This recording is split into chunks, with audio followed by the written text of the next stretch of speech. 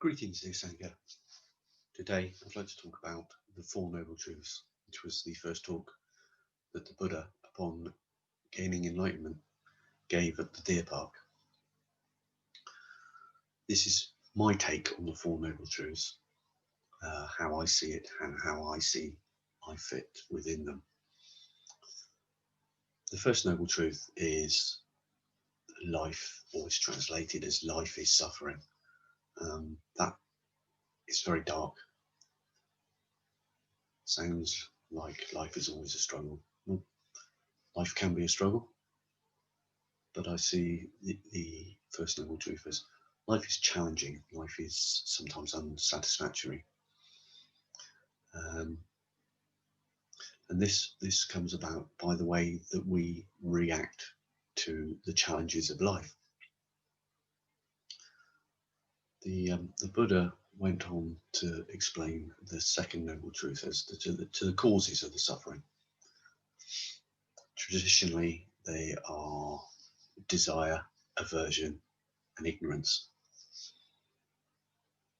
The ignorance relates to us not recognizing the true reality of the world and how we fit in within it. We tend to go around with a view of there's the self and then there's everything else outside of the self. And this is where the suffering comes. Because if we have that view that there's the self and everything else is outside, then we end with desire for this or desire for that, and aversion. So I dislike this, I dislike that.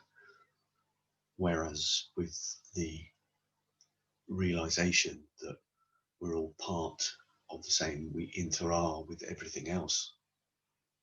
We're connected. I'm connected to you, you're connected to me. How I act can cause you suffering or can cause you happiness, and vice versa. So it's not to say that you don't have desires, because otherwise nothing would ever happen, we'd never move on. It's having a balance. It's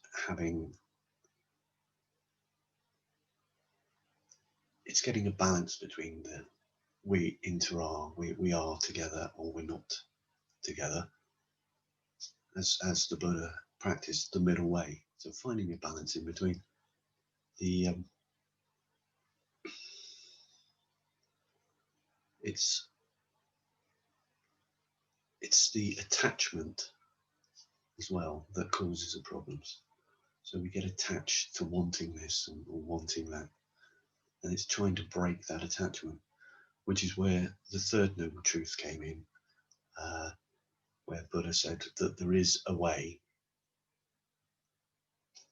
to solve this.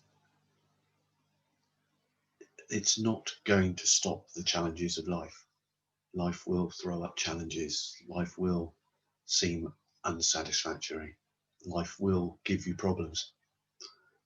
But the Buddha says there is a way for us to lessen that, lessen the effect on ourselves, so that our suffering is less.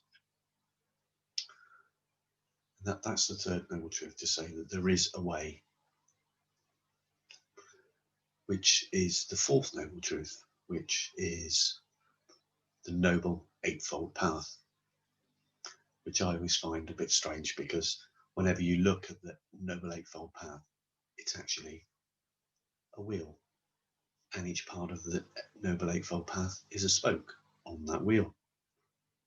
So it's not so much of a path, and I've heard it called the pathless path, because ultimately, when you follow the Noble Eightfold Path, it will bring you back to within yourself and a discovery within you. And as the name suggests, there's 8 spokes. They're all interconnected. There's not one that you should practice before another. Each one should be practiced all at the same time. So what are the Noble Eightfold Paths? Well, you have right view, right intention, right speech, right action, right livelihood, right effort, right concentration, and right mindfulness. I will discuss those further at a later date.